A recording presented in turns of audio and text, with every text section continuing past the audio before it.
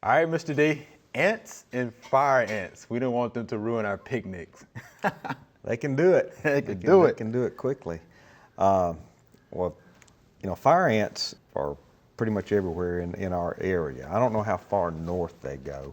I live in Lauderdale County, and I don't have them up there. Really? I do not. So I know Tipton and south of Tipton County, Tennessee, and the central part of West Tennessee, pretty much, and south that we've got them. But still, the old standby method on fire ant control is using the Texas two-step. Yeah. And that's simply putting a bait out, and make sure if you've got a bait left over from last year, you need to check and make sure that the ants will feed on that bait. And the way to do that is just put some of it down beside a fire ant mound and sit there and watch it and see if they'll go out and start feeding on it. Because most of the baits, the base is a milk base or some kind of oil base or something like that, and it can go bad, it can get rancid, and it might get to the point where it doesn't attract the fire ants. So the baits need to be fresh enough that they will attract the fire ants. And you need to put the bait out when the ants are actively foraging. So, in the afternoon, and there's no need to put it out right before sundown because they're not going to be actively foraging, at night. How far from the mound do you put the bait down? That's usually the question that we get. I definitely wouldn't put it on the mound. Okay. Those entrance and exit holes for the fire ants are out 2 or 3 feet away from the mound. So, if you've got a lot of fire ants, I just broadcast it. Just scatter it around your yard. They're going to go to it. They're going to find it. And what you're hoping that they will do, the fire ant can't eat that bait. Right. That worker's not going to eat that bait. He has a sieve, and he can't swallow solid food. The worker I say he, it's a she. She can't swallow that solid food. So she will take it to 4th or 5th instar larvae is the only stage of the fire ant that can eat solid food. That larvae will eat that food, and then it will regurgitate it into a pouch, a little pouch, turn it into a liquid basically, and then the worker fire ants will take that liquid, they will feed off that liquid, they will take that liquid to the queen, and so this is a process that will take 8 to 10 weeks to kill the queen. Wow. Cool. And after that happens, then go out there, 8 to 10 weeks to kill the colony because the worker fire ants can live 9 or 10 weeks. 2 or 3 weeks after you put the bait out, put a contact kill. Go out there with a contact insecticide and spray. And the reason you're doing that is hopefully within that 2 or 3 weeks you've gotten the queen, taken the queen out. The workers live, like I said, 8 or 9, 10 weeks. And if you kill the queen, you'll still have workers running around there for weeks. And so do the contact killer after that. So that's the Texas two-step method. And the reason it's called the Texas two-step has nothing to do with the dance. It was developed by Texas A&M University. Okay. They developed that system. But there are a bunch of baits. I've got a list of probably 10 or 15 baits here. And these are just that are recommended. And then on the contact killers, there are a lot of contact killers out there that have imported fire ants on the label. Okay. Just follow the label directions. Yeah, let's name some of those baits. Okay, the baits we've got Extinguish, Distance, Award 2, PT Ascend, Spectricide, Fire Ant Killer, plus Preventer Bait, Advion Fire Ant Bait, Garden Tech Over and Out, Amdro Fire Ant Bait, Siesta, Extinguish Plus, and then the Spinosad baits such as Fertilome and Southern Ag Payback. Okay.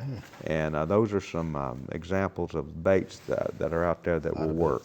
And then the contact killers are the ones with pyrethrins, synthetic pyrethroids, several of those that will, bifenthrin and esfenvalerate, and all of those that will do the job for you.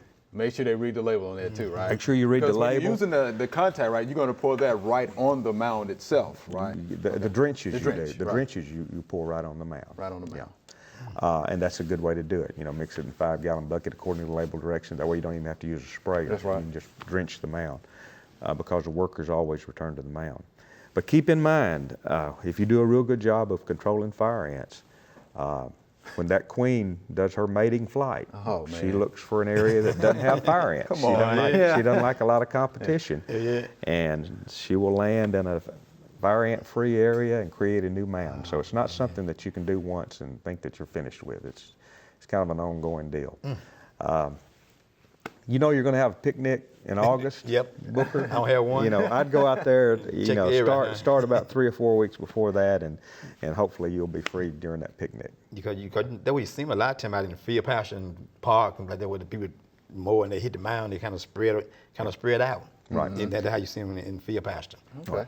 Most of these baits that I mentioned are also good for other ants. Right. I They'll was gonna take ask out you to mention other that. ants that are out there, and so if you have other ants that are creating problems for you, I would go with the baits.